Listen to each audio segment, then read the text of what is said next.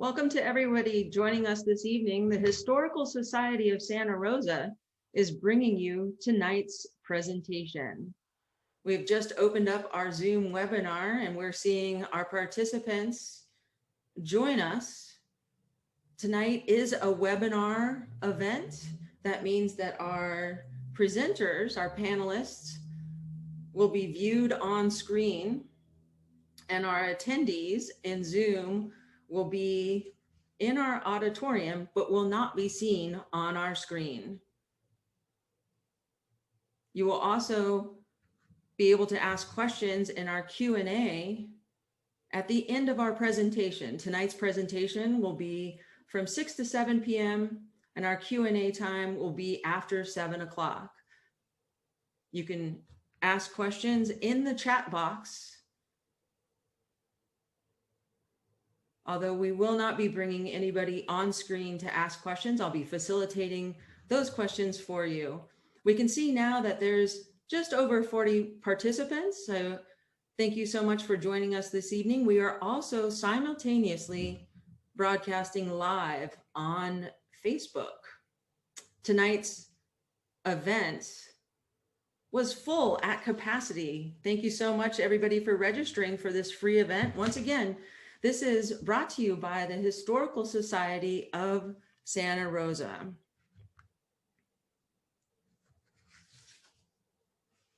Tonight's presentation is Lost Stories of a Highway and a Neighborhood. Tonight's presentation panelists will be Dr. Margaret Purser and Lynn Prime. At this time, I'm going to invite them to unmute, and we'll be giving our presentations. And once again, I just want to remind everybody that the Q&A tonight will be after the presentation. The Historical Society of Santa Rosa holds these webinars, and we will be having the presentation from 6 till 7 o'clock approximately, and the Q&A will be afterwards. If you do have a question, please enter that into the chat box, and I will be facilitating the questions after our presentation at approximately 7 p.m. At this time, we will be bringing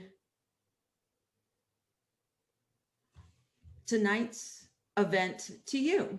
So I'll be going ahead with our introductions, and this is our format for tonight. First, we'll have a presentation by Dr. Margaret Purser, and then a discussion with Lynn Prime and Dr. Margaret Purser, and with the remaining time for Q&A, facilitated by myself, Leslie Graves.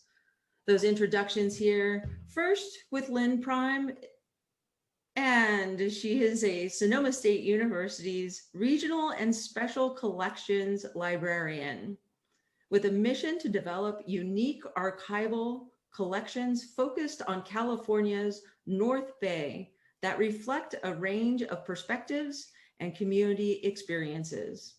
She oversees the acquisition and development of these collections and provides instruction and research services across disciplines to introduce students to the primary sources held in the regional and special collections.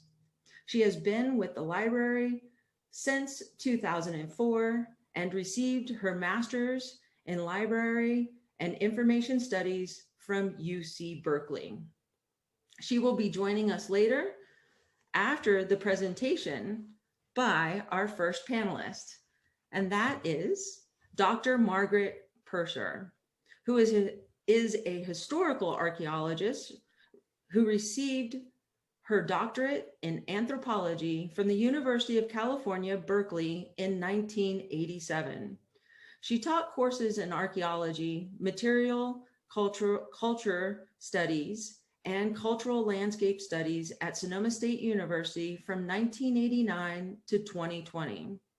She has worked on community-based cultural landscape projects on Nevada ranching, Sierra Nevada gold mining, maritime landscapes in Sacramento River Delta, coffee and sugar plantations in Pacific coastal Guatemala, and 19th century ports of call in Fiji.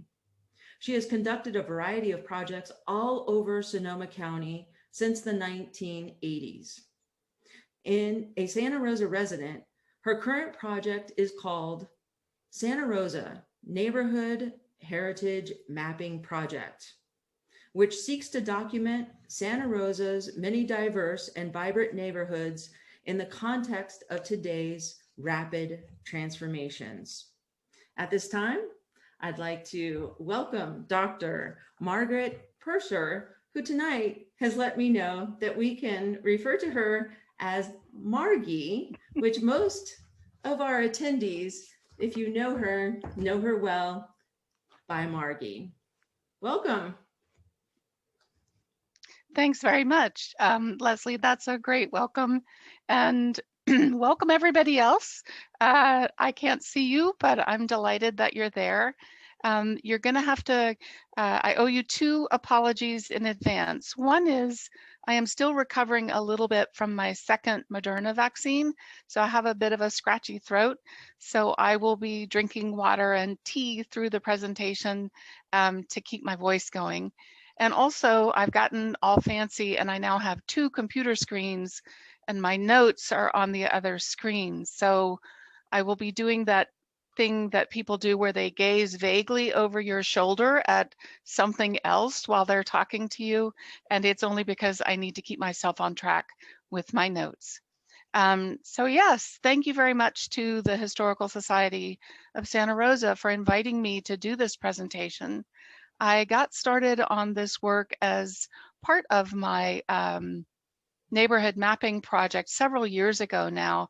And I also ended up having the great good fortune to be kind of in the room, if you will, when the records that we're going to talk about tonight, the old highway records, were actually discovered by other folks whom we will talk about in a moment. Where I want to get us started at this point is to take responsibility for the title of this talk, this idea of lost stories. And I want to unpack that a little bit before we go any further. First of all, I am very, very, very aware that many people in Santa Rosa, many people in Sonoma County, and then quite possibly many people who are watching this presentation have their own family stories or personal stories about the event of Highway 101 coming through the city as a freeway and radically altering the landscape, particularly of what was then the western side of the city. So I don't consider those stories lost at all. They're very much a part of the city's heritage. It's also the case that the story of that freeway arriving is almost one of the foundational stories of the city. It's a story that you actually tell to newcomers like myself. I've only lived in Santa Rosa since 2010.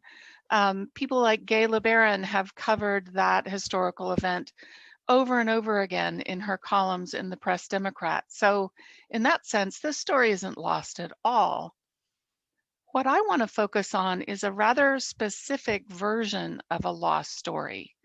And that is the loss or the sort of almost forgetting about a series of documents that were created at the time, that were written down in the early 1940s, and then kind of got misplaced, just sort of forgotten about for 70 years, over 70 years, and then were just recently discovered. And what happens with that kind of a loss when the rediscovery occurs is that we suddenly get this fresh perspective from the time on a story that we've been telling to each other for decades. And that's what I want to focus on for this presentation is what's the new perspective that these recovered documents give us on a really very familiar story, right? I also want to start out with a huge expression of thanks and gratitude to the people who initially made the discovery, which includes Ben Harris and Francis Scherenbach from Caltrans, and then Lynn Prime, who you'll get to speak with later, and Paula Hammett and Jaylene Lyons from the Sonoma State Library, who really first of all, found these documents and then saved them. And we'll talk more about that when Lynn and I are discussing all of this after the main presentation. So here's one way that I want to take the new information and put it into some context. And that is to not treat the Highway 101 arrival as this unique event, but rather to put it in the context of Santa Rosa having always been a crossroads town. And I'm starting here with this slide, which is a contemporary screen grab. And it's easy to see with all of the highway numbers popping up on your screen and Santa Rosa right in the middle, that Santa Rosa is very much a crossroads town. The reason I'm using a topographic map is I need to say that the routes that we now label, things like Highway 101 and Highway 12, began as the routes between Miwok and Pomo towns, and following along waterways and valleys and through passes long before anyone ever put those numbers on them, which is also the appropriate moment to acknowledge that we are in fact located on the ancestral lands of the Coast Miwok and the Southern Pomo, and for us to honor that ancestry. What I love about this map is the way in which the routes of things like Highway 12 up through that valley, and even the route of, oh, somebody's got a cursor. Thank you, Leslie, you're a gem. Yes, there's Highway 12 moving through its valley and along that water course. And then we could go to Bennett Valley on the other side of Annandale. And we could look, whoops, that's down, there we go, Bennett Valley. That's another waterway, watercourse and pass and valley that early trade routes moved through. And then the third one we could talk about would be hovering right along the edges of Taylor Mountain, and then further north, the ridges of what we now call Fountain Grove. Those would have been in existence long before Europeans arrived, and they were connected to larger regional trade routes that moved the very valuable obsidian being quarried in Annandale, out of Annandale Mountain, all over Northern California, and in fact as far east as the Sierras. So crossroads town and crossroads community from way, way back.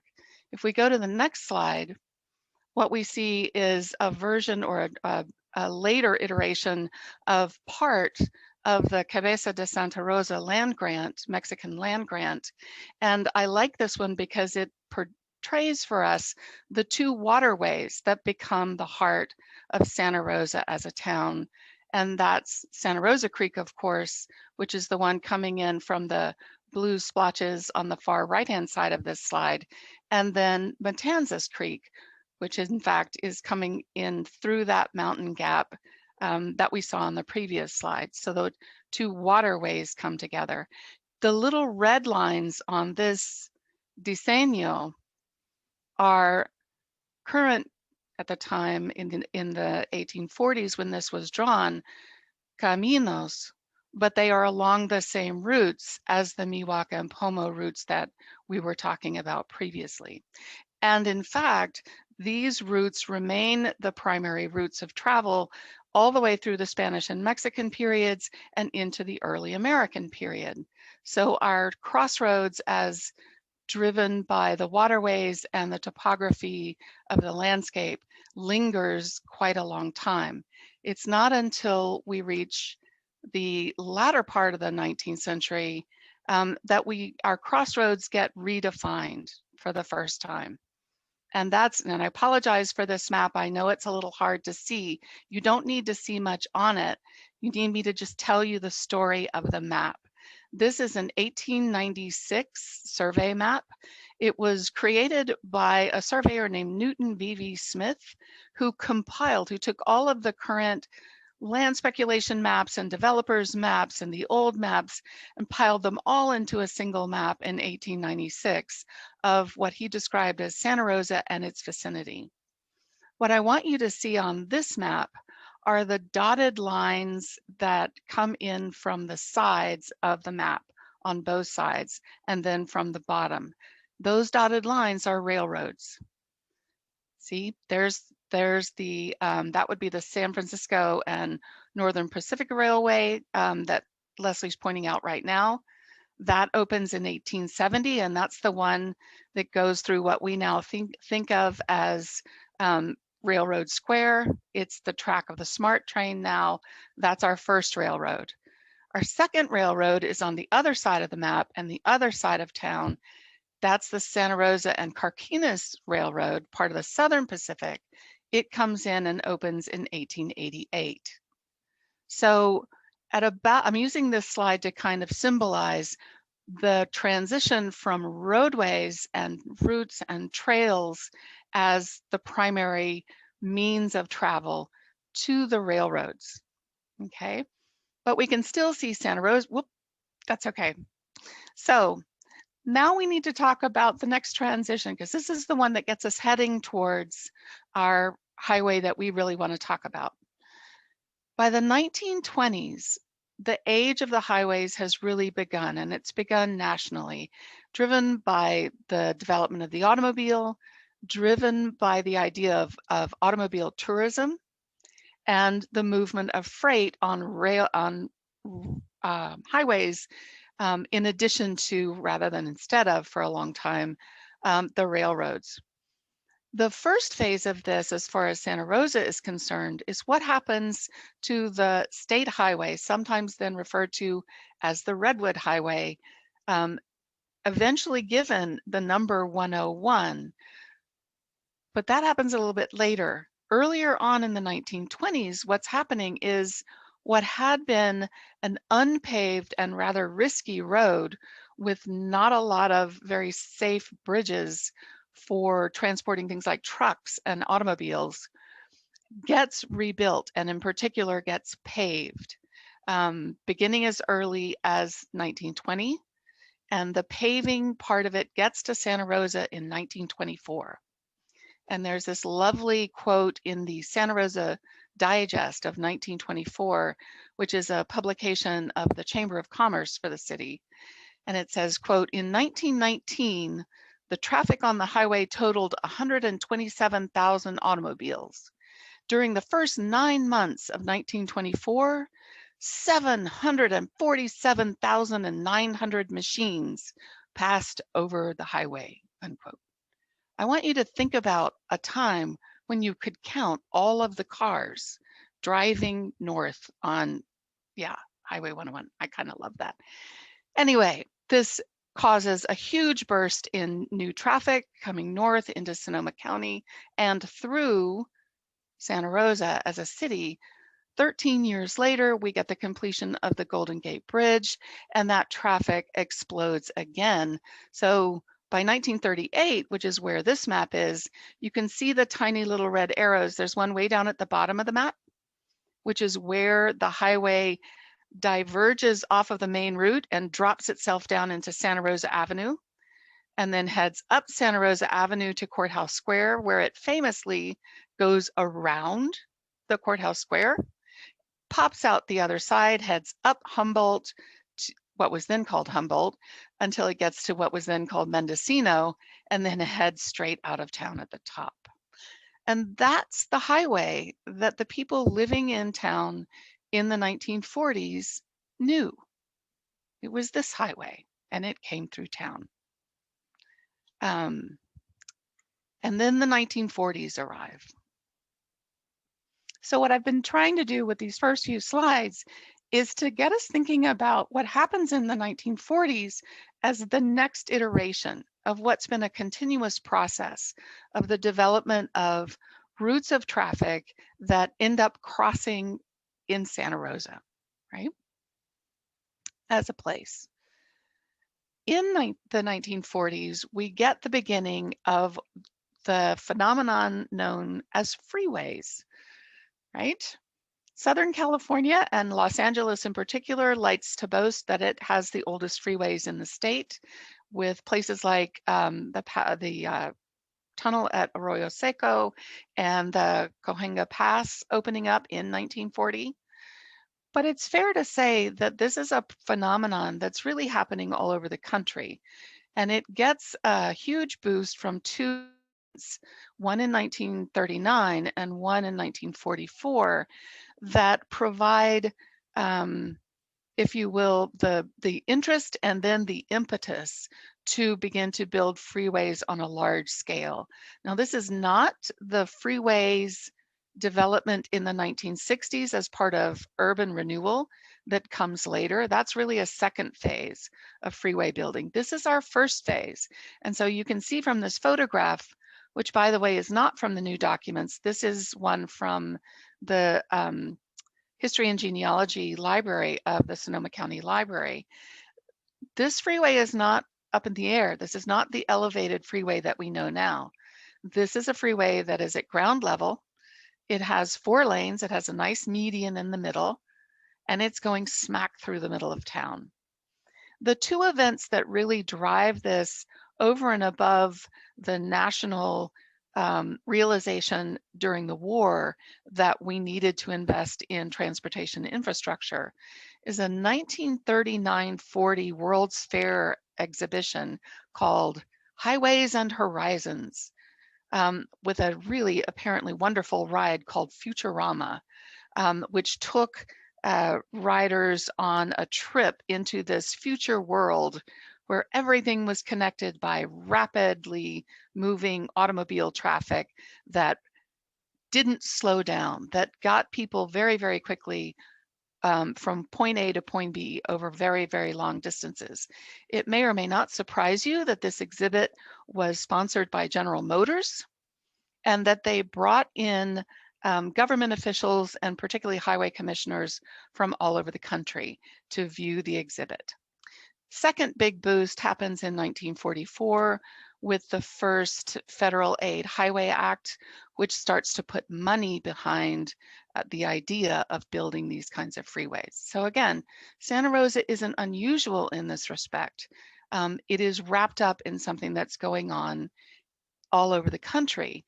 But this is the event that crystallizes as the highway coming to town or the freeway coming to town and becomes the heart of all of our stories. It's completed by 1949. And if we go to the next slide, this becomes, if you will, the origin story of so many of the Santa Rosa stories about the freeway. I love this slide, even though it's a terrible photograph, because I've had to zoom in very far on a larger photograph, because when in 2018, I was working on this project, this is the part of Sebastopol Avenue that is on the east side of the freeway. And in 2018, we have this lovely layered palimpsest there, where there's the newer barrier with the red diamonds and the diamond in the middle that says end. But if you peep behind that in the shrubbery, you'll see it says road closed. So there was lingering in the landscape, and there still is lingering in our city's landscape, this record that things changed. What I find fascinating is that when I went earlier this week to get a new photograph of this, that was a little bit better photograph, the road closed sign is gone now. So the stories and the evidence of the stories are starting to fade, which brings us to the discovery of these documents. And I'll go through this fairly quickly for now, because we can talk about this more later. But this is a typical page from these documents. These documents were created by teams from the State Highway Commission that were composed of two kinds of specialists, surveyors and assessors. It was the job of the surveyors to map the proposed right-of-way of the freeway through the city. In fact, through the county, because these records actually exist for the entire county, right? And in fact, several other counties. Thank you, Francis, for finding homes for all of those in the Bay Area. So you get a page and it's got photographs of buildings and it's got parcel numbers, which turn out to be very important, and then a brief description of what you're looking at, right?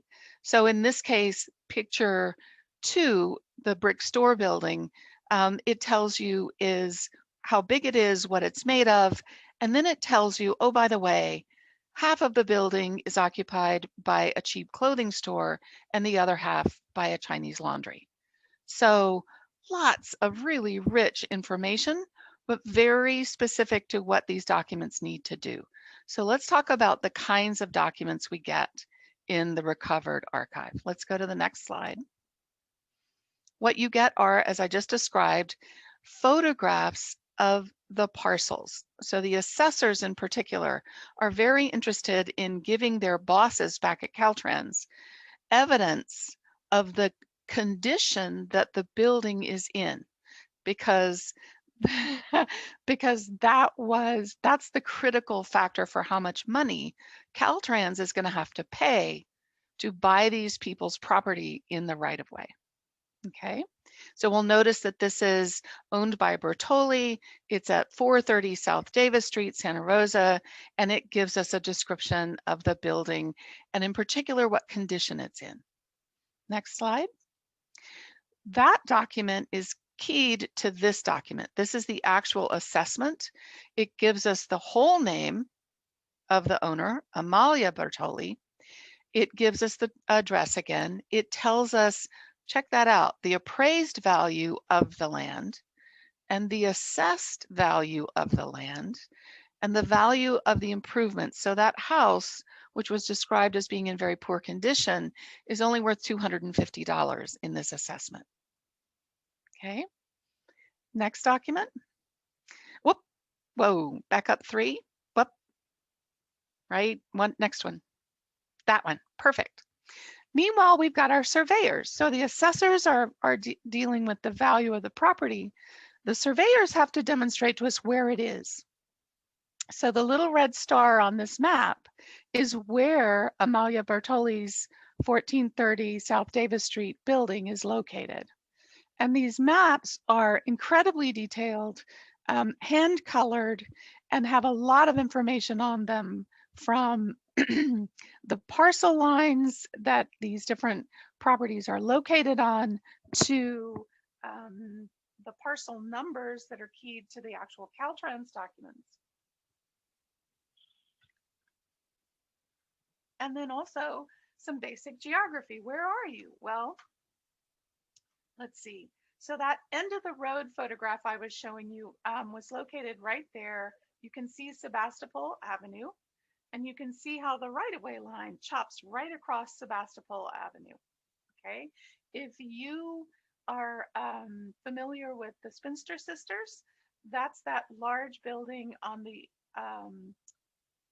right-hand corner at the top of Sebastopol Avenue there, on South A Street, right?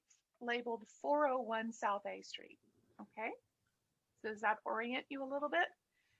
The Santa there is just the Santa of Santa Rosa, but notice that there are no buildings drawn on the other side of South A Street. That's because they're not even close to the impact zone. So these drawings are not something that you can survey the entire town in 1944 from. You're just going to get information about the things that are in or close to the right-of-way, okay? And what I want you to notice here is that the right-of-way essentially takes the entire east side of South Davis and then that much distance into the side streets like Sebastopol and some of the others that we'll see later, okay? Next slide, there we go. All of this, the assessor's parcels, the colored maps, all of this stuff are keyed into this, the classic Exhibit A base map. This map is always extremely confusing to me because as far as I'm concerned, the north arrow is backwards. what it is showing you is with the two arrows that V off the bottom, that they are really only dealing with what's within the city limits, and those are the lines of the city limits in 1944. So you're not going to see a lot of information of anything outside those two lines as you go forward. Okay. All right. Now, this is a little image from an exhibit that we did with this material back in 2018. Thank you very much to the Santa Rosa Art Center that permitted us to use their lovely exhibit space for this exhibit. What you can do with these documents, if we shift from what do they look like to what can you do with them, is that you can begin to pull them all together and to start to reconstruct not just what is this building or who lived in this building, but who lived in this neighborhood, because you can begin to see which houses in the photographs would have been side by side, right? You can begin to pull all that together. And you can essentially begin to reconstruct the neighborhood in 1944. All right, the reason you are looking at so many things on, please lower. I am so sorry. Thanks, Denise. Better? My apologies. This is what happens when you try to sip water while you're talking. My apologies, folks. The reason you're looking at so many slides from South Davis and South A is, remember, I was doing a neighborhood heritage study back in these days. And I had already gotten fascinated by South A Street because it's such a vibrant place these days. It's really a neighborhood that's building an identity and a character and an arts community. It seemed very lively. And I had never spent a lot of time there. And I got even more interested in the glory of South A Street when I went to the 1896 map and realized that in 1896 it didn't exist. The blue circles are the remnant, are the initial bits of A Street as laid out on the city grid.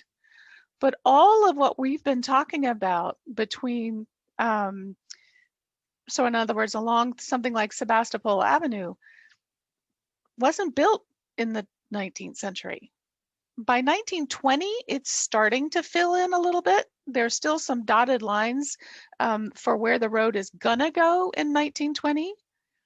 But Davis Street is very well developed in the 19th century, which helps to explain why many of the photographs of the architecture on Davis Street are really quite grand and glorious old Victorians in 1944, whereas some of the things on A Street are not quite so large. So let's go to the next slide. So on the 1938 map, so in historical time, sort of right before the freeway comes through, this is what you've got. You've got Davis Street to the left, to the west. You've got A Street to the east, and that freeway comes right smack up through that block. It just takes out that block of the neighborhood in a lot of ways. And I've put a circle around 4th Street because the little commercial buildings we're talking about, that's where they were. They were up along 4th Street. So the Chinese Laundry and some of the others that we'll talk about later were, if you will, the commercial district where people in this neighborhood would go to shop. Yes? So what can we do with this information? What are some of the news stories that can be told about this with this new data, this new documentation? One kind of information that we can be talking about is architectural history, right?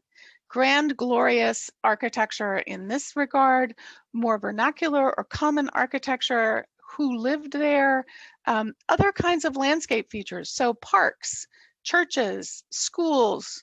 One of the most glorious sort of mission revival Richland gas stations I've ever seen. Wonderful architectural history for sure. But the interesting thing that we get from the rest of the documents is the descriptions of who's in these buildings. So you're looking at this lovely Victorian home, except in 1944, it's been divided into 3 apartments, and it's rentals, okay? And when you go to the next slide, you begin to realize that in addition to just architectural history of individual structures, there's an amazing treasure trove of social and economic history of the entire community that's accessible through these documents. So first and foremost, this is a document from one of the assessors who is desperately trying to explain to the folks back in the office why they're having to pay so much money for these buildings when they look in such poor condition. You'll be shocked to know that there's a housing crisis in Santa Rosa in 1944 because the Army and Navy base, there are 2 Army bases and the Navy base has moved in. No government housing was built to house them. And so the population pressure on the existing housing stock has become enormous. And so buildings, especially residential buildings, are now going at a premium. There's also this really interesting social language here in this last sentence.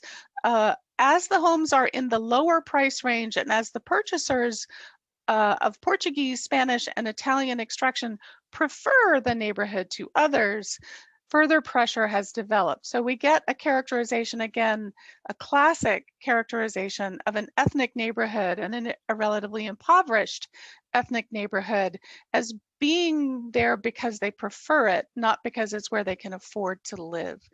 So interesting thing to play with. Whoop.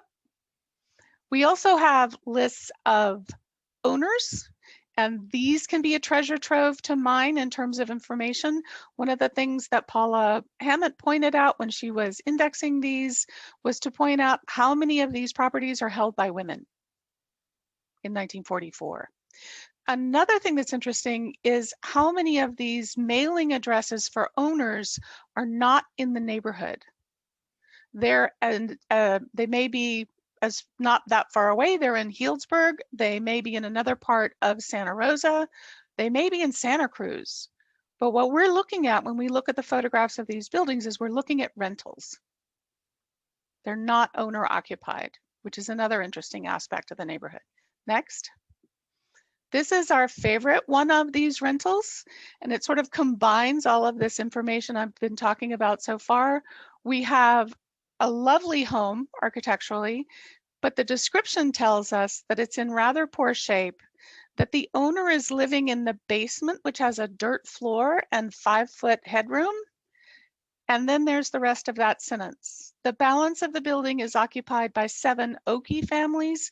The total income from these families is approximately $115 per month. Next. There's also commercial architecture. I'm not going to spend a lot of time on all of this, but this is one of the buildings that looms large in some of the stories that I've heard. The macaroni factory. This is the Bertolucci macaroni factory. Next. And then there's the fact that the assessors often had to photograph things that are not in the front beautiful facade of the building, but in the back or on the side, where we begin to get these glimpses of daily life, like kids playing in the backyard. Next. The laundry hanging on the line. Next. The gentleman here has a giant vegetable garden in his front yard, which is apparently very successful. Successful enough that he's been able to add a modern knotty pine breakfast room to the structure. We also find out that these houses moved a lot, and then that in that they were not uncommon. This is a house that had been moved in to a backyard on Davis Street 3 years earlier, and the owner is asking that the highway department move it back out rather than tear it down, right? They're requesting movable. Second, let's go to the next one. Sorry about the quality of the writing here. This is what we have. This is a gentleman asking to buy one of the structures that's going to be torn down. He wants them to leave it where it is, and he's happy to occupy it. Other instances that we've documented are where people bought the house and then moved it to another part of the city. Next. And then there are the use of these photographs and these records to give us some historical context for buildings that actually still exist in the city's landscape, and for us to begin to realize just how historical they are. So here is the Langendorf Bakery in 1944, which is now the Golden Gate Meat Company, but it's a building that's been in place for over 70 years. Next. Whoop. Okay. Whoa, there we go. This is the last of my presentation. One of the things that we did in the context of this first piece of research is to try to use the documents in another way, to use the documents by bringing them into, in this case, this neighborhood, but there are other neighborhoods along the whole route of 101 where we could do this, and using them to get people together who lived previously in the neighborhood and who live in the neighborhood now to tell stories to each other. So this is an event where the Emery family came to the exhibit that was done on South A Street at the Santa Rosa Art Center. And they got, they were so inspired by the exhibit and the photographs that they saw in the exhibit that they brought their own family photo album that you can see Gay LeBaron looking at here. This is Harry Emery, Joanne Emery Knight, and Roberta Emery Babcock, who were telling us stories, next slide, about growing up in their father's saddlery on South A Street and being able to ride their bikes all the way down Sebastopol Avenue to the railroad, to what's now Joe Rodota Trail, but to the railroad that went out to Sebastopol. Next. Whoop, sorry. All right. So those buildings still exist, all three of them. And they are very much a part of the liveliness of South A Street today. And what I love about this is, next slide. So in the context of the exhibit party, what you have here is Mr. Emery talking to two current residents in the neighborhood, including Simon Factor of the Santa Rosa Art Center. And they're doing that classic thing you do with old photographs in the current reality. They're pointing in three directions at once, trying to match up the photographs to what's there now. Next. I think we're close to done. Yeah. So I'm going to leave you with the idea of what's possible with these documents. I'm going to leave you with the idea that there's a lot more to do. There are a lot of neighborhoods. They're particularly rich photographic materials, for instance, for the Ridgeway neighborhood in this collection, but we've only begun to scratch the surface. I looked at, oh my gosh, way less than half of what's available just for Santa Rosa, and these exist for the whole county. So I'd really encourage people to take a look at them.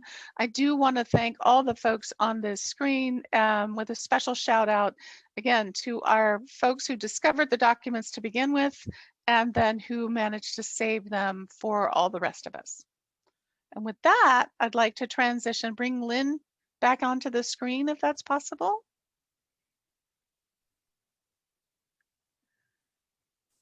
And Leslie, I'm just seeing you right now. So again, we'll figure it out. Margie, this is where you're going to need to change your screen just a tad bit. Okay. But right now you are both on screen. So if you'd like to proceed.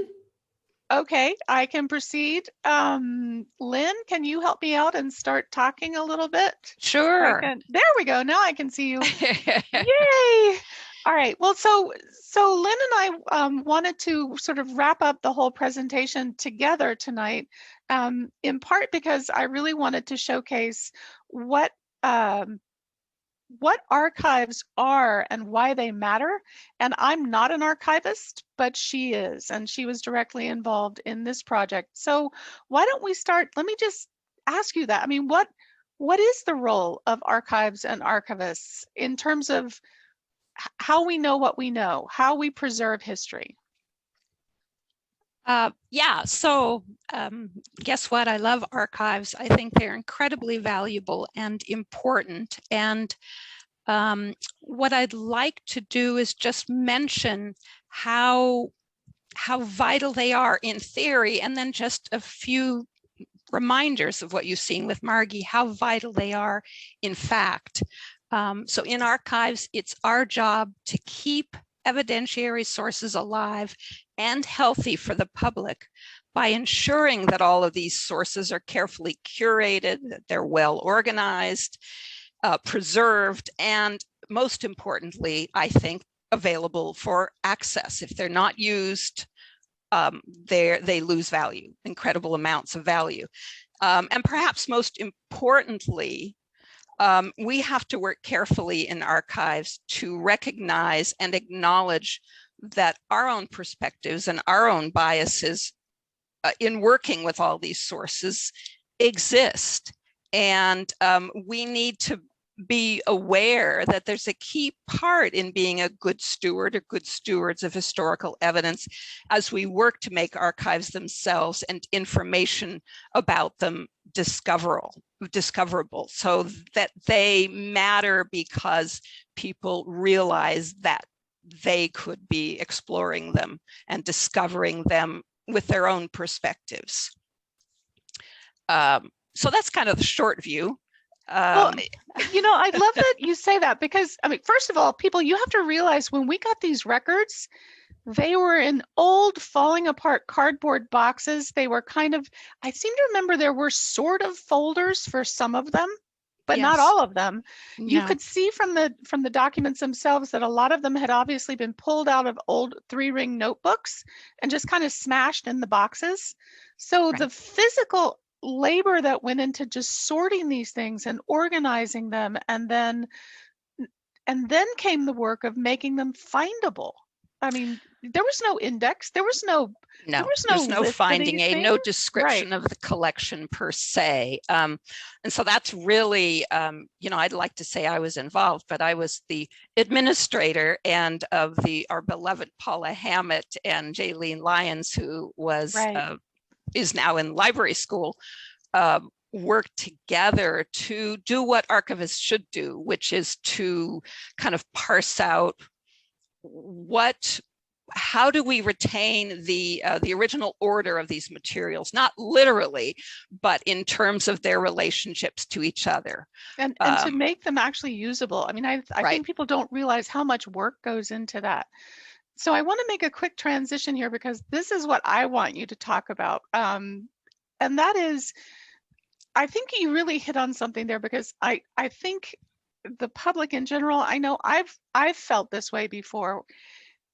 There's this perception that archives, in fact, aren't accessible, that they exist, but only some people can use them, or you can only get at certain kinds of documents, and so on and so forth. You were the one who introduced me into the concept of a public archive. So what is a public archive, and what does that mean? And why should we care about a public archive? Well, I think a public archive is all it means is that there is a belief and a base of understanding that archives should be for the people, that they're not for they haven't, who knows how they've all been created, right? Their archives are kind of a lot of times faux organizational principles, but really all the material in archives, the whole point of it is to be available for people to use. There are libraries like, not anymore, I'm glad to say, the Huntington, the private library, wonderful private library and archives in Southern California, that used to require a letter of introduction before you could access the material. You could be, you could be all kinds of important people, but if you weren't who that institution deemed to be the right match for the particular archives, you didn't have access. And I don't think even 10 years ago, it was untrue of California State University Special Collections and Archives. We weren't quite so exclusive as a private library, and they have a right to exclusivity as a private library. We don't as public institutions, in my opinion. And we need our students at Sonoma State and worldwide researchers, meaning whoever wants to discover material and create and curate using that material, right. We need to provide access. So that's what I think a public archive is. Do you think there's been a renewed interest in this? there have been so many over the past year, starting with quarantine and then through the events of the Black Lives Matter events right. nationwide, but really for Sonoma County, all the way back at least to the 2017 fires, we've had event after event where we've realized we wanted to collect evidence. We wanted to collect right. Important materials so that we could remember right. what happened, right? And I know the library, the Sonoma County Library has an initiative going. A lot of the local schools have done this.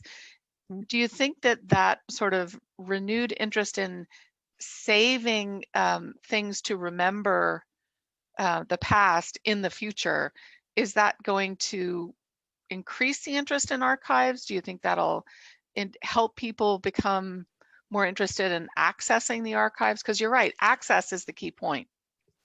And I think, yes, so public archives might be traditional archives. In theory, our Gay LeBaron collection is a traditional archive. Our Sonoma County Highways collection is a traditional archive. Right. So we make it available to the public. But I think then there's another step that happens with things like your emphasis on lost stories and your emphasis on mapping Santa Rosa. And then we're starting to kind of open up into not just you can come look at this material, but you can create your own. You create an archive. And I personally tend to call that a community archive, but I think it goes by lots of different names. But Ferguson is a really excellent example from 2014, the reaction of the community in Ferguson, Missouri to the 2014 murder of Michael Brown. And that archive is available publicly. It's added to constantly. It's all born digital. It's reactions to what happened at a crucial moment, right. One of thousands and thousands of crucial moments in history, right?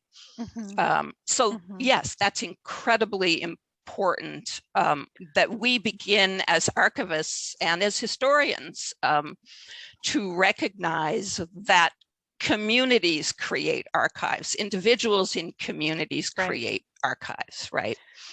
That it's our job to help them not take over, but help those archives be developed and try to become partners in making sure that those archives are public, truly public. So I've seen a couple of questions come through in the chat, and you and I had discussed this earlier. I'd really like to give you a chance to tell people who are interested in detail, how do they access special collections? What do they need to do? We've got the screen up that talks about this particular archive. Do we want to go to the next slide? I think, yeah, that'd be great. There we go. Can you talk people through the process of accessing at least the SSU ones, and then we can open up to questions? There are a lot of ways to get in touch with me in the archives. And of course, everything's slightly more complicated because of the pandemic. So I've asked Leslie to post, as she has here, my personal email address, so you can contact me directly. But you could simply Google Sonoma State Special Collections Contact, and you would also find other, in some ways, better ways to access me, because you can present me with your question or your concern or what you want to look at. And then down below the contact us window that Leslie has shared, there's our collections list. We have over 60 special collections, including our own campus history and university archives. And all of those materials are accessible to one degree or another. So you can go to the website of SSU Library Special Collections, but you can also simply Google any of these, all of these collections, you can Google access to this page. Some of our collections have been digitized, many more, including the Sonoma County Highways collection have not. We're working on it, but in the meantime, you can explore all kinds of our special collections and probably discover things like, Margie, you have, that I don't even know about, because really it's the people who use the collections who become the experts, become the people who are our promoters. So what we're talking about is if people wanted to come and see the highway collection, for instance, Yep. And I know it's really complicated right now with COVID, so we probably need to say when things are open back up again, yeah, they would need to get in touch with you, make an appointment. Exactly. Right. And if they can let you know what specifically you're interested in, then I know you've done this for me before. When there's time, you can either pull materials in advance, right, or, it's helpful. The more information we give you about what we're interested in, the more effective our visit is going to be, the more efficient it'll be. Yes. But sometimes you just need to explore. I mean, that's what I did with the Gay LeBaron collection. Right. And Gay, if you're out there, bless you. That thing is a wonder. I didn't know what all might be in there. And so it was actually fun to and I guess what I'm trying to say is it may take more than one visit.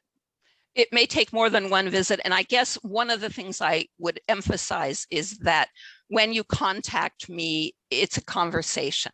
I'm asking you to begin engaging in a conversation with me about what it is you think you're trying to find, what I think you should consider trying to find, as carefully as I can say, and just, what the possibilities are for seeing what's in our collections. And I would always, we won't go into it today, but I always share what we call in the archives world a finding aid, which is a description of one kind or another about what we have in each of our collections. And so that conversation begins with you contacting me about what you think you might be interested in. And we go from there. And I've had many conversations with Margie and other Sonoma State faculty and many of their students. So it's one of my favorite parts of the job. You always have good ideas. As the archivist and the librarian, you in fact know the collections better than anyone in many ways. And the ideas that you have that you suggest is like, I had no idea, but yeah, they always are helpful. I'm watching our time. I think we're doing okay, aren't we, Leslie? You're doing great. I just wanted to let you know that you are doing great and the questions are coming in. If you would like to start. I don't have, right, Lynn, what do you think? Do you want to go ahead and open up for questions? Sure. I think that would be great. Okay. Great. Well, thank you so much. It's been an evening full of information, and we have both questions and some comments in our chat area. Earlier this evening, you had given a shout out, I believe it was to Frances. Yes. I want to say, and she came on right after that and thanked you for that shout out. So, and also made the mention that there were a lot of people involved at Caltrans in also saving those files for the counties throughout the Bay Area. So, really spreading the wealth of much appreciation to people. It was a tremendous labor. Yes, I know, Fran, that it wasn't just you. And I want to also, we need to collect all of the stories, which get more and more legendary as the years pass, about where they actually found these boxes, because it ranges from in an old broom closet to, under someone's desk to, you can imagine. And also, I want to say again, that I saw a comment about, is there a connection? Are there Napa materials? Fran worked very hard to separate these materials by county and make sure that there was an institution in each county that was willing to take the materials. So Sonoma State got the Sonoma County ones, but if it's another county, I'm not sure where they went, but we could find out for you. So the Napa question, if you would send me a message, we'll post my email at the end of the talk, and I will do my best to find out for you. If there is one, a part part that's Napa, and then where it would be. Okay. Great. Some of them I know went to historical societies, but I don't know any of the details. I just wanted to mention really quickly that it has worked the other way as well, that we have already had somebody from Caltrans in Sacramento send us born digital material that he discovered that was related to Sonoma County and the Sonoma County highways. And those are available as well at Sonoma State. Anything that's local. And talking about some things that, you know, collections of information and questions and whatnot. You both are very popular this evening. As I had mentioned earlier in the program, this Historical Society of Santa Rosa does these events monthly on third Thursday of the month. And very quickly after this presentation was posted online, we not only had people registering for the free event, but we also had questions. So some of the questions that you are not seeing right now, one comes from Greg Fautley, I believe. It was brought to my attention that he was asking about if there were any historical artifacts that you know of that were unearthed during the construction of Highway 101 through Sonoma County. And I'm sure if he's here this evening, he's learning that there were a couple different phases of the construction of Highway 101.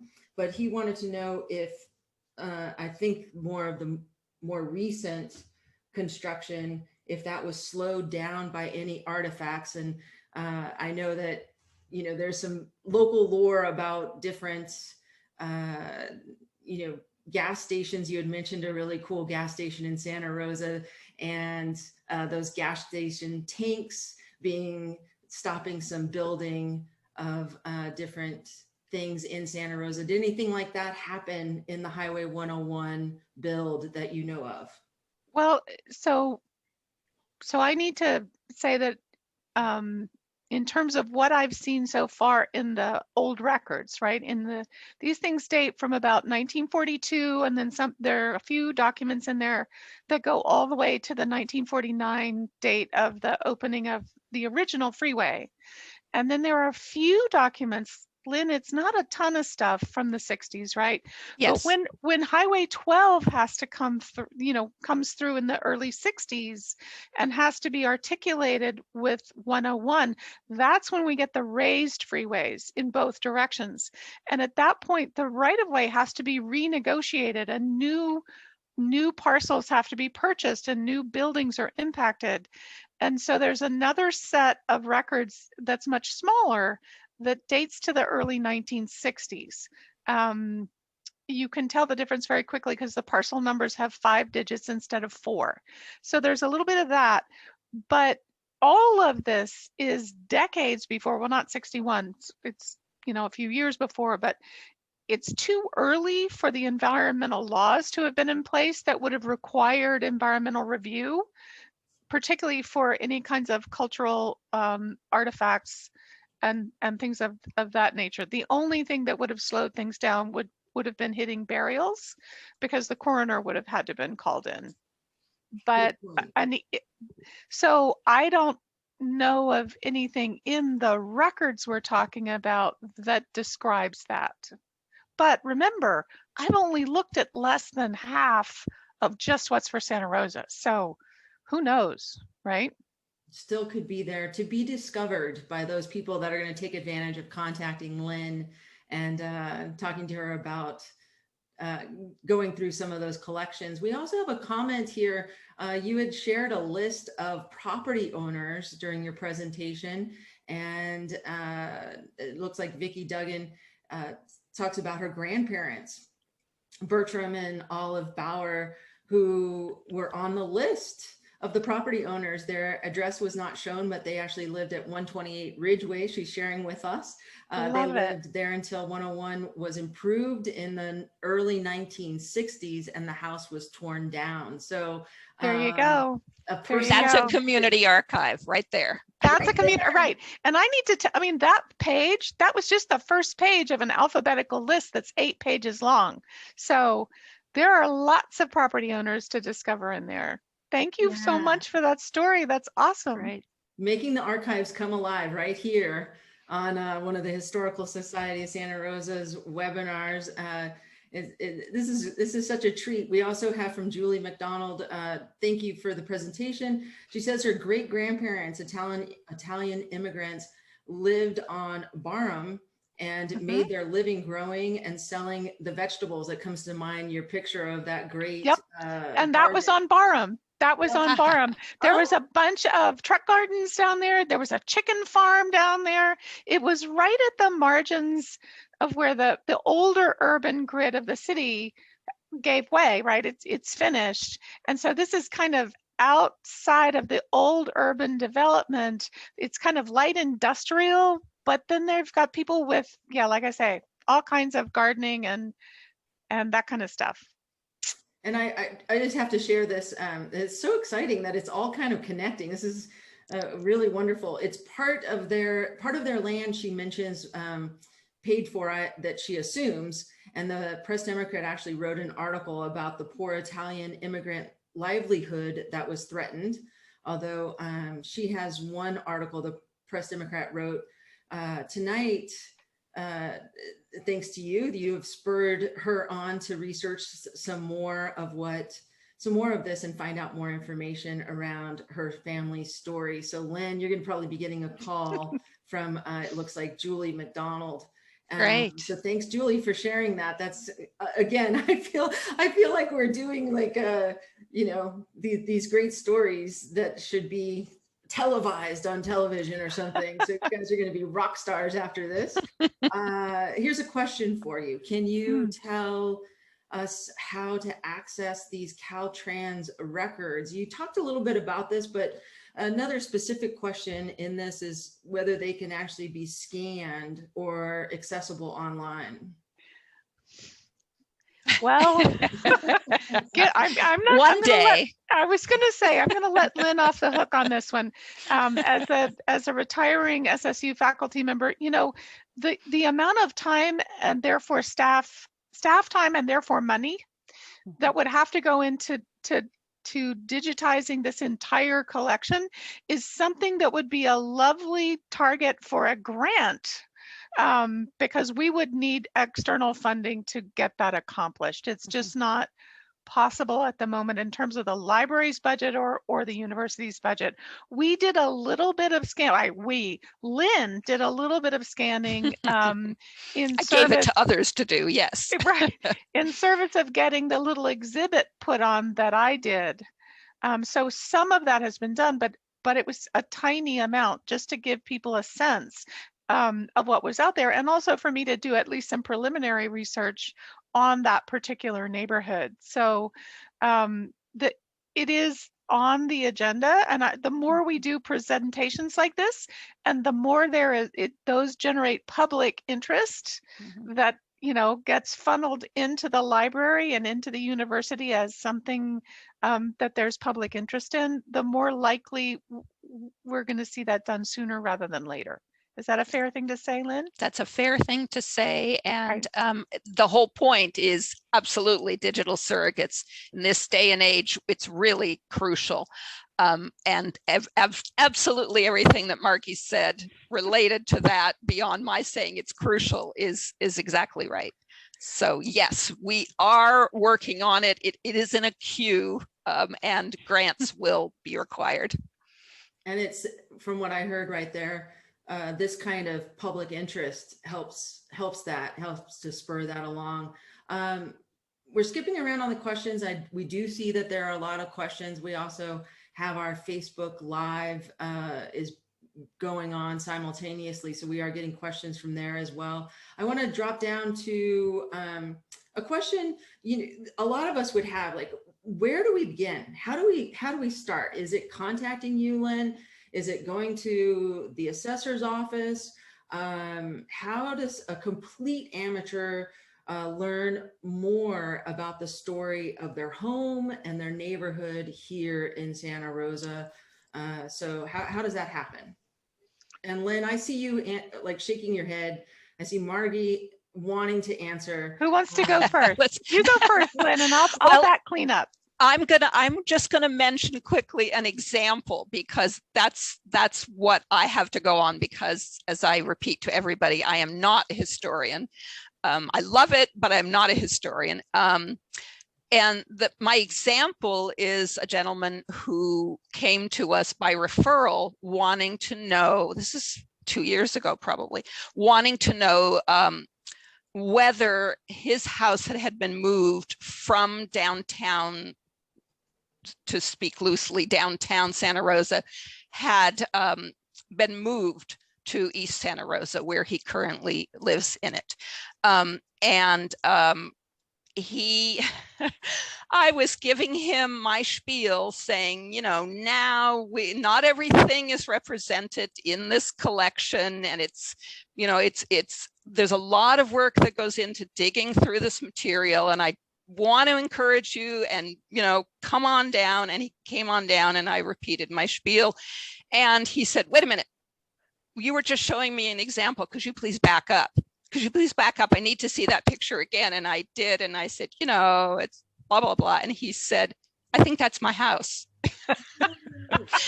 So all I had done in that specific instance was have him try to give me the equivalent of a quadrant, an area where his house was. And then I tried to, make the coordinates work based on the wonderful original organization and then the expanded organization in Special Collections at Sonoma State. And it worked. So my picture is, it's a little bit like genealogy, that you could start at the beginning, in the middle, or at the end and come look at the collection, but it will never be, you won't find everything in one place. Is that fair, Right. Margie? Yeah. And the language that you use, Leslie, about a complete beginner and where to start, that collection is an amazing collection, but you need to also think about what isn't there. So in other words, if your house or your grandmother's house was on the other side of A Street, or even the other side of Davis, it's not going to be there because it's outside the right of way. So it's really it's fabulously interesting, but it's a narrow slice. So if I were really brand new to either this or to Santa Rosa or both, my first stop would be the History and Genealogy Library, which is a great place, and with incredible librarians there who can help you, and they can get you started with a whole range of different kinds of documents specific to Sonoma County, but obviously Santa Rosa has a large corpus of material there. And that would be a good place to start. And I just want to point out that the maps I showed you are all in the History and Genealogy Library. The photographs that we used of the highway under construction, that was from the History and Genealogy Library, but it's in the digital heritage collection that's online, because they also have scanned, they've had the opportunity to scan much more of their material over the years and have gotten it up online. So that would be, if you haven't tried there yet, that if I was advising somebody who was just getting started, that would be the first place I would go. And then come to Special Collections, because that's where the Gay LeBaron archive is. And when we say the Gay LeBaron archive, it's not just Gay's columns. Right. It's all of Gay's research notes. It's clippings. It's just an incredible treasure trove of material. And material like we're hearing tonight of people submitting material to Gay, sending that her ends letters. up at Sonoma State saying, well, I was there and this is what really happened. And, wonderful oral histories, memoirs. It is the most used of all of our special collections, I will say. Yeah. So, I need to interrupt for just a second and say, Karen Stone, you posted something a little bit earlier in the chat about it. Wait a minute, that wasn't Humboldt Ave, that was Healdsburg, and you're absolutely right. And I was tired and running fast, and I got my H streets mixed up, but you're absolutely right. When the highway came through town, it went out Healdsburg to Mendo and then out. Yes, thank you. Great. for that. And we're going to get back to these questions right here. There's one from Facebook. So one of our Facebook, thank you again to everybody who's joining us on Facebook Live, as well as here on Zoom. And this question, do you recall if in the recovered new records that there's a mention of 532 Mendocino, that's a very specific address right there, which was the site of M.L. Bruner Radio and TV after about 1950. That might have piqued your curiosity in the archives. Previously, the location was a rooming house and made from a building moved to the site around 1900, which has been the Sonoma County Hospital. And it sounds like this person from Facebook has been searching for a photo of this building unsuccessfully for many years. I don't know if that would have been in that highway span or not. Is that? I was just going to say, hang on a second, and I will check the right of way for you. We'll let her check and we'll keep going, right? You keep going. You keep going. I'm going Leslie, to check Mendo. Can I just throw in for a Yeah. lot of the questions that are really specific, if Margie doesn't know, that is the joy of finding aids and indexes and inventories. So people can, get in touch with me about specific things, and we can get going on them, even knowing whether that specific address is represented geographically. That's awesome. That's Okay. great. And I also want to point out, this is a great time to point out right now for all of our participants and for our panelists here, that your questions and all of this rich information that is here in the Q&A and the chat is actually documented. It's archived as well. So this will actually be shared with our panelists and the Historical Society of Santa Rosa, our hosts this evening. It'll be shared with them so that if there's any nuggets that spurs the curiosity of our panelists or those on the Historical Society, they'll continue on this. You'll probably hear about it later on, because this is what happens. It's a community conversation, right? It's how the community discovers this information, is actually having these kinds of conversations. And Margie, you said you had discovered something right now in your files. Well, what I discovered is I went back to the Exhibit A base map, and Mendocino is in no part of the right of way. So what that means is this collection is less likely to have specific information about specific properties on Mendocino. So just putting that out there, I wouldn't rule it entirely out, because the one thing that might turn up, but you'd need to know the other end of the sequence, so to speak, is that if a structure that was in the right of way was purchased and moved to a location elsewhere in the city, honestly, we know of that. I know of that one or two examples in these records, but then I've only seen a very small portion of the records. I've heard of it anecdotally. I've had people tell me, oh, I heard my house was moved, or I have a friend whose house was moved. Wouldn't it be a wonderful project for someone with the time to kind of do it? I mean, in a way, this is part of our landscape heritage. This is a really wonderful piece of our municipal historical story. Is where are those houses? How many of them still exist? Where'd they come from? Which lots what neighborhood did they used to be in? And what neighborhood are they in now? Wouldn't that be a really cool project to kind of be able to keep telling this story through the architecture that in fact has survived from those places? And there was, Karen Stone actually came on a little bit after that, and she asked a great question, and it ties in perfectly with what you're saying. And I don't know that there's an answer right now, but she asks if Caltrans actually ever provided the owners with documentation after saying that their property had moved. So an owner of a piece of property is that Caltrans would supply that kind of documentation? Would it be in, again, I say maybe the assessor's office or something like that? Would there be a notation of that anywhere? You know what, you're talking about a transaction. So there would have been a bill of sale, right? And there would have been I'm not even sure if there would have been a deed. This is not my area of expertise, because you're not selling the land, you're just selling the house. So from Caltrans' perspective, it's going to be a straight transaction. They're just going to sell it to you, right? Like the man with the letter who's saying, you know, my wife and I are older. I love this. Our 5-room house is just way too big for us. We would like to buy the 3-room house that you have located on one of your parcels that you're going to tear down, because that's about the right size for us. He's just asking. I haven't ever found the transaction or even any indication whether they answered him and said, yes, you can have it.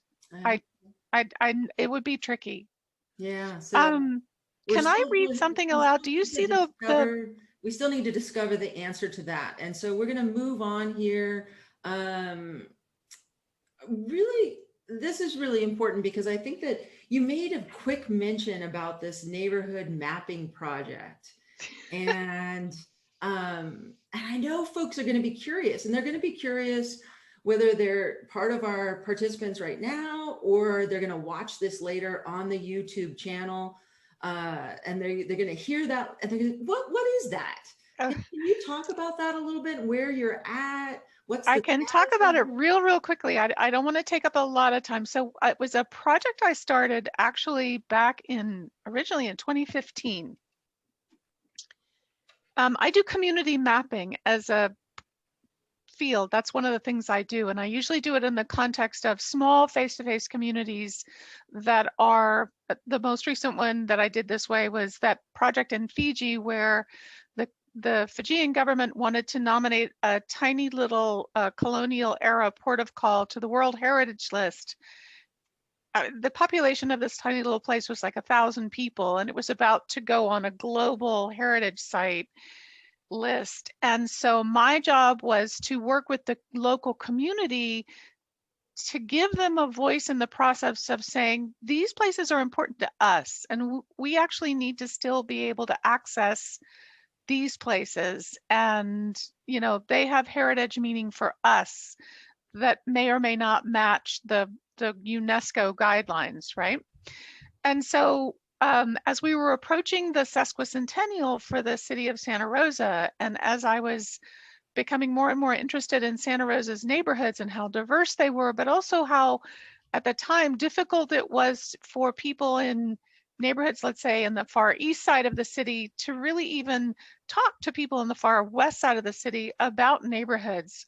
I ended up creating with the amazing help of the computer science department at Sonoma State and the geography department for their GIS skills, I created an online interactive map where people could go online and literally put places on the map and tell a story about why this was an important place in their neighborhood. And that was rolling along wonderfully until the 2017 fires, when neighborhoods radically changed. And on the one hand, they became more important in a lot of people's minds. And I think that's a wonderful thing to be an outcome from such a terrible event. But it meant that we got to 2018 and the sesquicentennial, and I kind of mothballed the project a little bit in terms of the online interactive stuff. But I continued to do what we were calling neighborhood mapping parties, where I would just drop into a neighborhood at someone's invitation. We would meet in the parks, we would meet in people's houses, and we would essentially create little maps of, you know, what's important in your neighborhood and why. And that has evolved into identifying several neighborhoods that I want to do more in-depth historical research on, but also it's not just about heritage is what you carry with you now, right? It exists in the present. And so you have to combine it, just like we're doing right now, with people saying what they remember, what their stories are, what's important to them right now, whether it's historically significant or not. The most important place in my neighborhood right now is a 7-Eleven, because that's where kid you not, that's where during COVID, the moms can walk there to buy milk. The folks who run it have completely changed the what's on the counters so it supports the local neighborhood. It's awesome, right? It is not a historically significant building, but is it important? Yes, it is. So I'm looking forward to continuing the project, but right now, like everything else on the planet, it's been pretty much shut down because of COVID. So if you're interested, please get in touch with me, and that would be the best way to continue this conversation, because I am absolutely going to continue when it's possible, and it would be nice to hear from people. And I just shared your email address because I had a feeling that folks might still have further questions after you gave that bit of summary. If you're hearing a dog in the background, that is my dog. Won't make an appearance on screen, but wants to go outside. Not going to be able to do that right this second. So Roland actually has a great question for you both.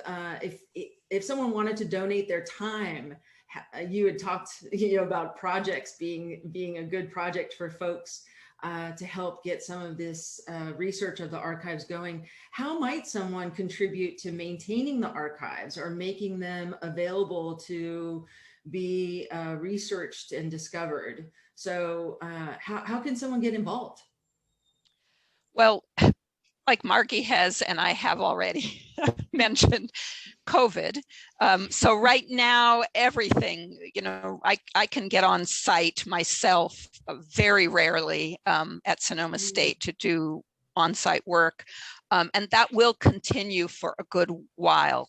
What I would suggest to anybody who's interested in knowing more, offering more, is to start by exploring what the highways collection looks like with and again, contact me, what the finding aid shows you, what the wonderful indexing that Paula Hammett did shows you, so you can see some of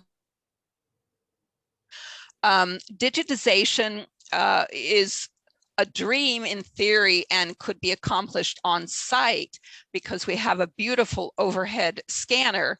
However, we don't get on site. We can't get on site, and we also, for the last number of years, for a lot of reasons that have to do mostly with resources, we currently aren't accepting volunteers in the library.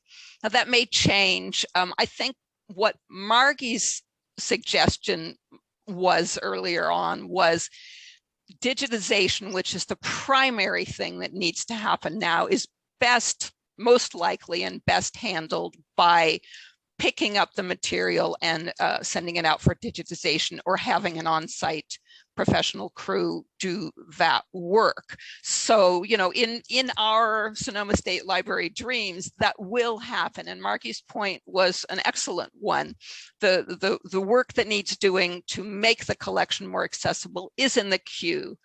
And it will happen. And I think, having students use the material more, because that is our direct mission at Sonoma State, and having instructors who work with students promote the collection, and then engaging the community at whatever levels we can do. So research the heck out of the collection and start giving us more information to kind of flesh out what's in the collection and how to make it more accessible to others. Long story long.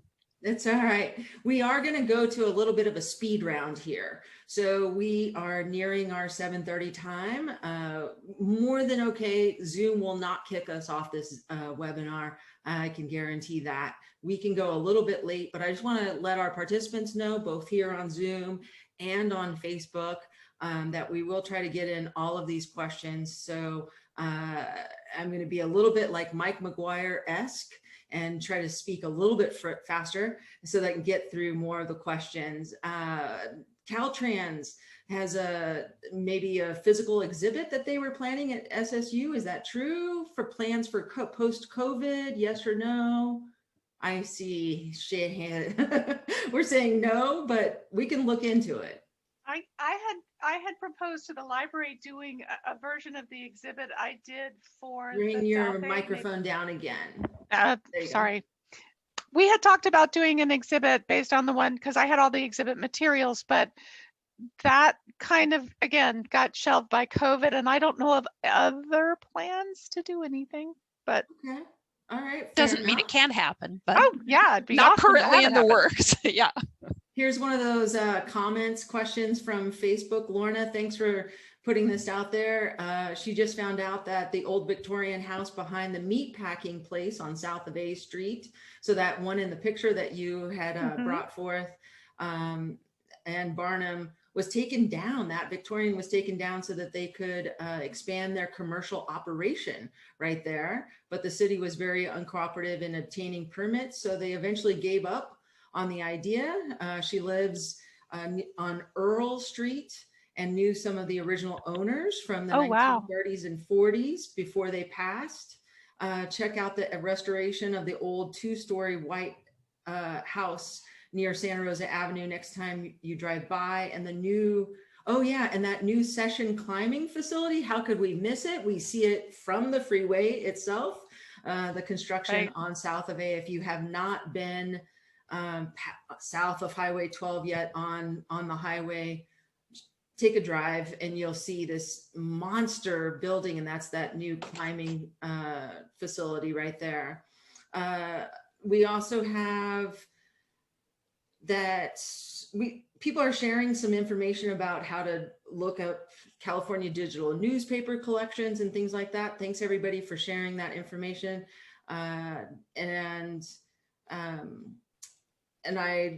Let's see, for anyone who's interested in being on the invitation list to a public outreach meeting in June to kick off the historic survey meeting for the upcoming historic survey for the downtown station area specific plan, please contact Diana J. Painter, and she leaves her email address here with the subject heading of Santa Rosa survey. So that reminds me that we actually do have one of our planners in the audience tonight from the city of Santa Rosa, and that Sherry Meads is here, and she wanted just to make sure that you all know that she is here, and she's looking forward to meeting you both, and maybe making some introductions between you all and the city planners. So history is really important, right? We're discovering more of our history right here, and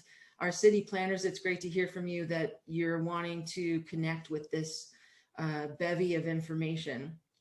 So we also have a question from Cher. Thanks for being here, from Facebook. Does the archive cross-reference by ending address?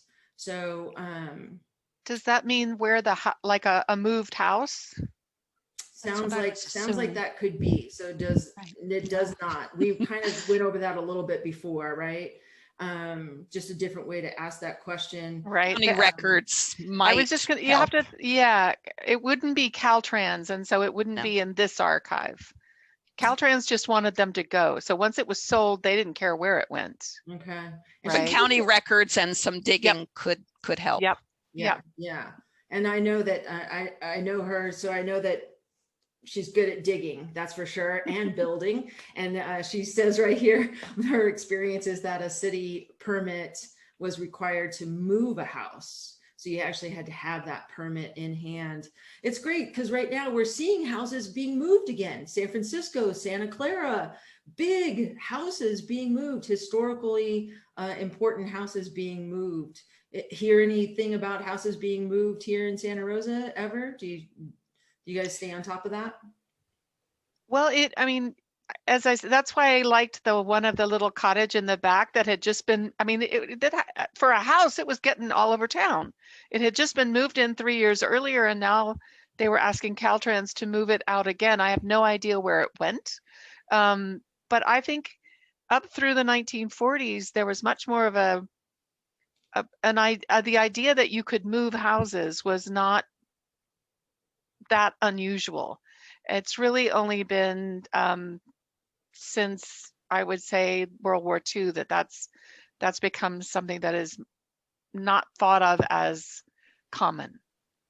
Maybe in some of those big high profile moves in the city, I think it was nearly $500,000 just for the move Right. itself. So Well, and I need to be yeah. fair. I'm sorry. So in the 19th century, the houses that got moved mostly were very small. Mhm. And in fact, small little worker cottages, like some of those ones you see in the West End, were literally built to be movable. You could put them on wheels. You could just run, 2 good sized beams underneath, jack them up, put them on a buggy in the 19th century, or a cart, a wagon, and haul them wherever you wanted them to go.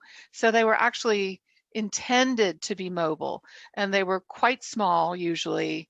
But anyway, that's very different from moving a 4-story Victorian that's right.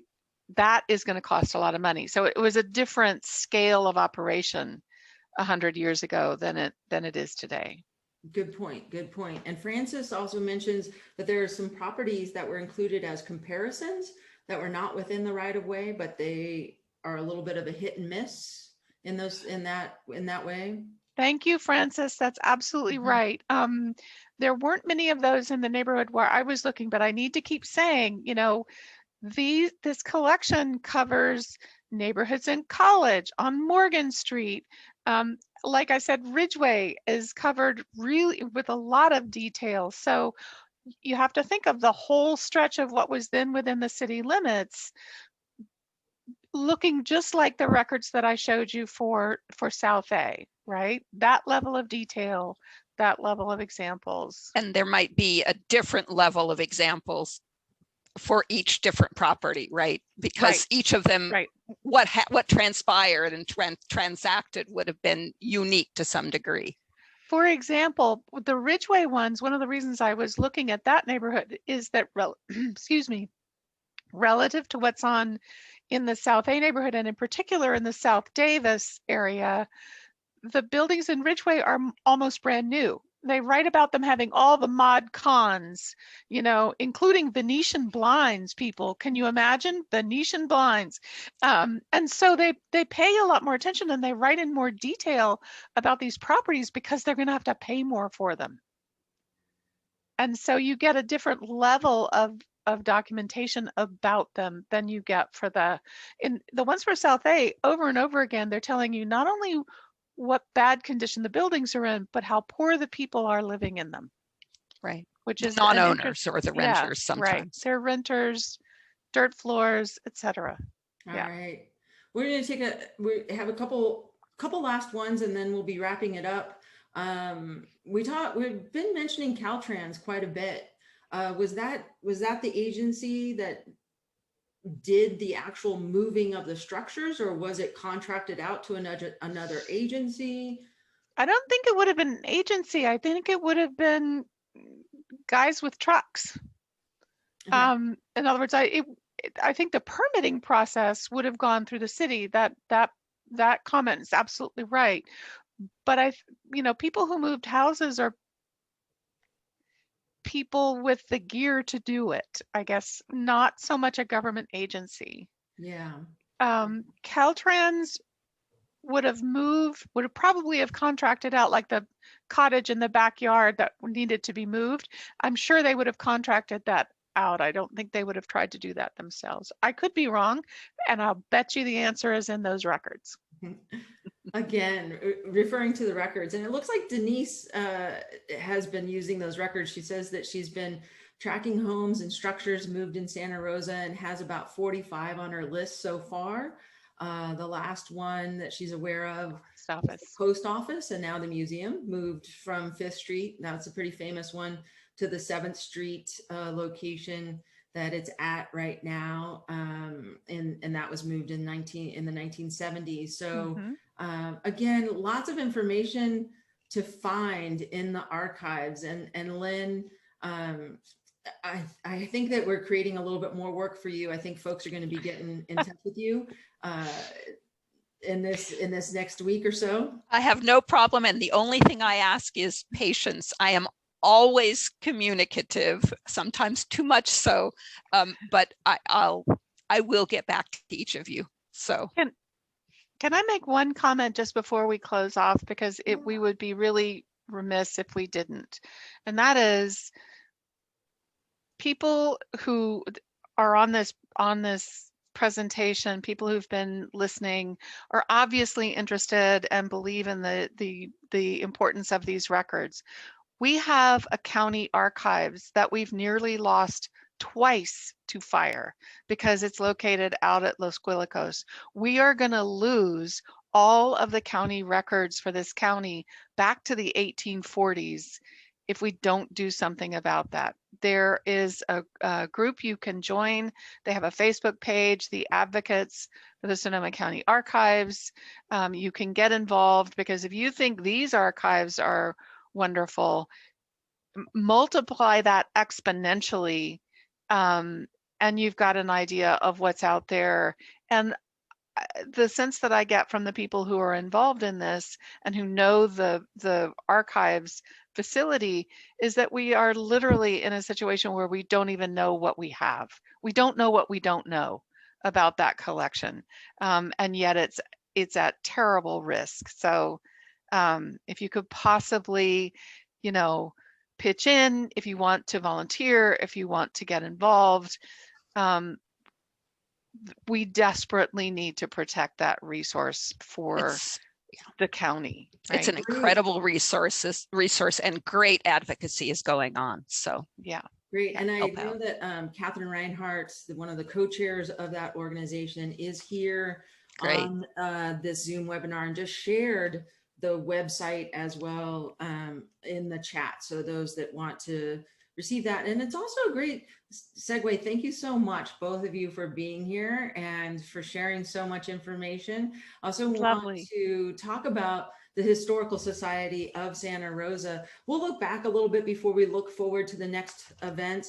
If all of those folks that are looking for more information, whether it be about our local cemeteries, it be about our Sonoma County archives, if you want to listen to this, once again, bring friends and family around, hook it up to your TV, watch this presentation and listen to it once again, you can do that on the Historical Society of Santa Rosa's YouTube page. And you can find that YouTube page by going to their website, and that website address is right there at the bottom of your screen right now, the Historical Society santarosa.org.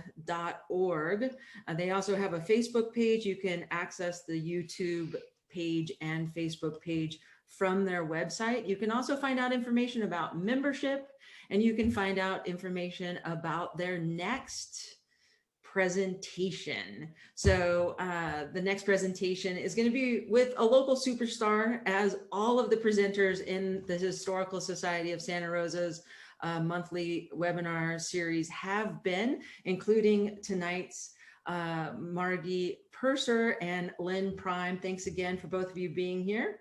Thank you.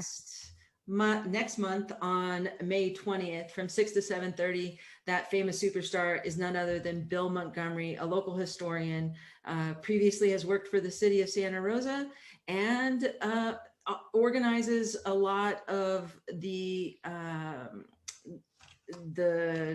reenactments that happen in our rural cemeteries, part of the rural cemetery preservation group through the city. And he is going to be presenting a virtual walkthrough of the Santa Rosa Rural Cemetery. I don't know if he's going to dress up and wear his top hat, but I bet we can convince him to do that. So I'm looking forward to that event, as I looked forward to this event this evening. Thank you, everybody, once again for joining us.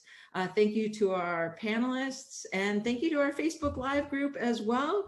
It's been an enjoyable evening, and be sure that if you have more questions, go to the archives, go to your local archives, both at the Sonoma County Library as well as Sonoma State University. There is a lot more to discover. Thanks again, Historical Society of Santa Rosa, for putting these on, and we'll see you next month. Good night.